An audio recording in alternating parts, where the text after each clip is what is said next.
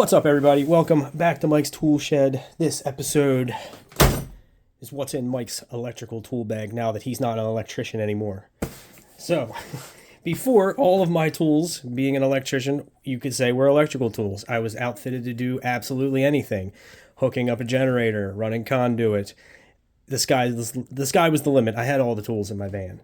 Now that I'm not a practicing electrician anymore, I made this bag up. This would be the bag that I take into someone's house, into a property or a building or a project or whatever it is, if I know that I might run into something electrical. I usually keep this in my truck anyway, but it's all in one spot now, and it's a little bit different. It's not my Vito Pro Pack with all my hand tools and my drywall saw and everything I could possibly need for daily activities. This is just, I'm going to go check something out. I'm going to go fix something little. I'm going to go add one little thing. So let's get into it. This is a Fluke bag. I'm not even sure if this is a real Fluke bag. I got it suspiciously cheap on eBay, and knowing Fluke and their storage solution prices, this should be a $400 bag, but this was only like $50. I think it is legit. It is not very nice. It's not as nice as the Fluke meters, but I kind of liked it. It's an electrical bag. I should get a Fluke bag. So, in the top, this bag's pretty nice. It's just not gonna last forever. In the top, we have two compartments. Got a little divider right there. And first up is my favorite meter. And I'm probably gonna do a video about this meter, or meters in general. I recently got this. This is the 117. This has got a lot of cool features. This is my go-to grab meter when I'm gonna go check something out. This does pretty much anything that I would want to do except clamp amp probing, which if I know I've got to do that, then I get this bad boy. This is I forget the name of it. Got the leads in there, the nice silicone ones. The 377 FC. This is overkill for a full-time electrician. This does phase rotation. It's got the little field sense crotch up there. You can measure voltage without non-contact it does non-contact voltage measurements. It does frequency. It does the iFlex, which is this monstrosity. You gotta wrap this around a bundle of parallel conductors. You do that. You lock it in. That plugs into the bottom, and then you can take up to 1,000 amp measurements with this clamp. And I believe I guess you could measure 1,000 through this clamp if it would fit. Likely that's not in one conductor, and you got a bundle of them. So I've never used this. I probably never will, but I wanted all the other features that this has. This does Bluetooth. I can remotely view voltages and settings on my phone. So you could open a transformer, put this inside, close the transformer back up, energize it, and then you can remotely view what's going on and then have everything nice and safe. This I don't use that much, but I felt like it was appropriate to put in here. I use this for alligator clip storage. But this is their Fluke Networks, the Pro 3000 probe. A pretty good little tester, a tracer. It comes with that probe and then this little box, and you can plug it into a phone jack and you can clip it directly onto conductors. It's got limited uses, but it's helped me out on a couple of different projects. It's a good quality one. Like I said, it has its limitations, but it's the only tracer or tone generator I have, so I make it work. Don't really use this one too much, but I felt like it kind of deserved to be in this bag. What else do we have in here? I got this little Nebo light. It came with a strap, but I like it because it clips onto your hat. So I keep that clipped right on there. I have the Fluke circuit tester. Just like any other circuit tester, only it beeps. You can set it to beep. So if you're in earshot of the panel by yourself, you can plug this in and listen for the beep to stop when you're flipping breakers. It's kind of awkwardly shaped for storage, but I really like that it has the beep. It does the GFI tester. So that's one of many. And then, of course, in the bottom, wire nuts and all kinds of bullshit. Here is a custom-made. If you would like one of these, just send a check payable to Mike's Tool Shed for $99.99, and I will make you this device. This is just an amp breakout thing. I just stripped out a piece of extension cord, shortened it up, put a new cap on it, so I can plug this in and then plug, say, a space heater or whatever. So it's an outlet receptacle amp probing device, and then I can grab the hot and clamp around it. Let's test it. This is just handy to have, a little extension cord. If you're testing multiple, trying to look at multiple circuits, I can kind of plug this in and run it around the corner, and I can see it better, hear it better. It's always good. This is a good little 3-prong. Probably won't want to run 20 amps through this. It feels like it's 16 gauge. It doesn't say, but it's just a good little compact extension cord. And then more wire nuts. In this little pouch back here, I had the flex, this thing. And I have this. This is some cheap ass Amazon inspection camera. It's called the Depth Check micro USB charger. The app's, I bought this 5 or 6 years ago. They still support the app. You can still download it, and you can stick that up. It's got lights on it. Stick it up inside a wall. See what your obstruction is. There's a million of these that are all different companies make them. Just get yourself one. You can, look into a conduit. I believe this one's 10 foot long.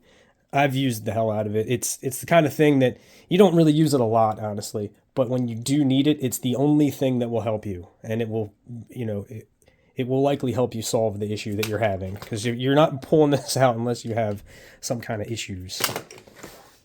Side pocket. Don't really use this too much in the line of work. But this is just I figured it deserved a home in here. This is a USB meter. It tells you amperage and voltage that a circuit is putting out.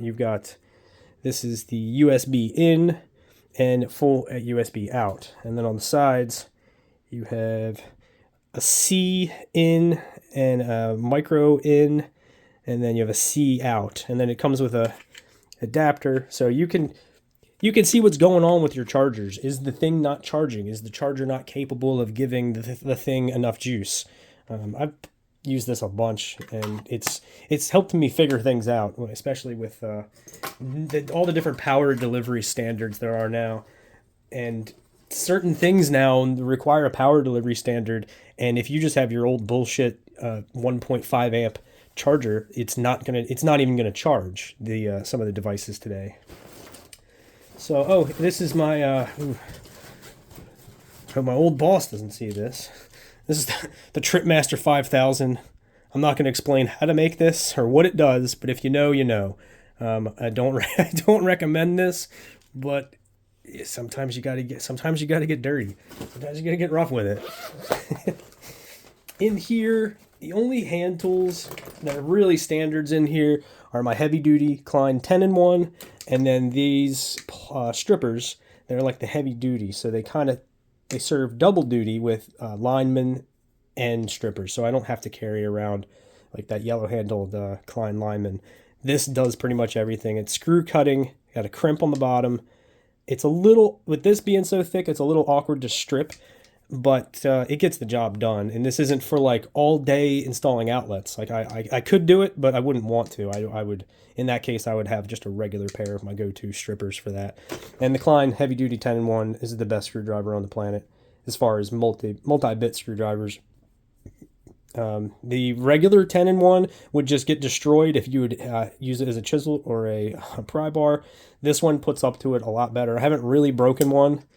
I haven't gotten it so that the pieces stick. I've hammered on it to where this main shaft is just stuck inside, and I have to like put it in a vise or get some vice grips or something to get it out. Where this one, must be a harder steel that the whole thing's made out of, and it works way better. I highly recommend this one.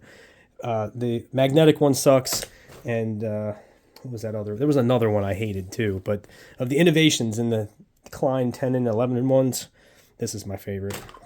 This is what is this? Olight. This thing's handy because it's got a magnet, and you can stick it to things and help you light what you're trying to do. This is in turbo mode. This goes bright enough to light up like a whole room. If you just set it on the floor in the middle of the room, you don't really have task lighting, but you can see where everything is. But that's a I like these little Olight flashlights. That's a good one. And the charger's cool. It's magnetic. It's got a replaceable battery. But yeah, pretty simple, but it's a very nice little flashlight. This is a mini Slim Jim I got off Amazon. Hey, sometimes they tell you to go to that electric room. It should be unlocked, or here's the lockbox, and that's the code. And they're wrong, and they're giving you bad info. This, you can pop the lock open on a lot of electric rooms with this little guy. You can kind of push the striker out of the way, or you can grab it and pull it. This has gotten to me into a few janitor's closets in my day and some electric rooms. Just a random Sharpie, you know, pumpkin pie chapstick. You never know. You know, it could be windy, you know. Lips are chapped. You don't want to deal with that while you're doing electrical work. The stubby 10-in-1. Again, this is about maximizing the space of this bag. This isn't go into a building and do a whole installation. This is go in and figure things out. Go in and fix one thing. Go in and, you know, swap one thing out. So the little, what is this, 6-in-1 stubby. That's a standard. I got another one over there hiding behind the Weir screwdrivers. This just kind of made its way into there. I haven't actually used it since I put it in this bag, but just a insulated flathead. Good screwdriver. This is the, what is this one? One AC. Fluke's got the best non-contact tester, in my opinion. Durable, drop them off ladders all the time. I really won't trust any other non-contact voltage tester other than this one. Except I got this one too, which does infrared temperature readings. So yes, if there was a register or a diffuser up high, and I wanted to know if the unit was on or anything involving temperature, I could take a kind of a shitty IR sensor. But it does non-contact voltage too. It's mainly just a backup, where if I need a second person to have one, this would be the backup one. What else? Oh, these things. I'm in love with Velcro strips. They're awesome. I got this little normally closed momentary switch that I ripped out of something, and you know, I might need it one day. Gorilla Glue, you know, I can't go anywhere without Gorilla Glue and Goof Off. They're my two favorite chemicals. So we got some of that. We got the Klein GFI tester. So I have an extra one of those. That I think that meter, I have a meter that does temperature. This is the little thermocouple for that. Oh, another multi-bit screwdriver, the precision one. If you're doing any kind of control work, thermostat kind of stuff. This has got Phillips flathead, small and big on both sides. You know, the stubby and the heavy duty one, I mean, that kind of covers it. It's not going to get you anywhere you need to be, but it's going to get you most places. And then I got some like vending machine money in the bottom here. This is all, I got some Sacagaweas, some Susan B. Anthony's. Vending machine money's important. And the random bits. And then just, you know, screwdriver bits, wire nuts. Always kind of want to flood the bottom. Tip protectors. I don't really need those. They have instructions for the meters. That's about, I think that's it. Yeah, that's about everything in here. I got a pen. Yep. Got some little wire nuts. Just a random assortment of, you know, little bits and bobs that I might need on any kind of job. So this is not to do electrical work all day. Although there have been plenty of days I have done electrical work all day with just these two tools. It's not ideal. I might throw these in there. I might swap this screwdriver out, but I didn't want this thing being 50-60 pounds because it is kind of a thin material. It doesn't look like it's going to hold up that good. Little threads come off it all the time. So that's it. That's my my electrical tool setup for someone that's not an electrician. I think in the future I want to do something with these two meters, and I have a couple other meters. There's a little baby Fluke hiding over there. I think I might do a video about all my meters and what I like about them and why I pick which one for what job. So that's it. Thanks for watching.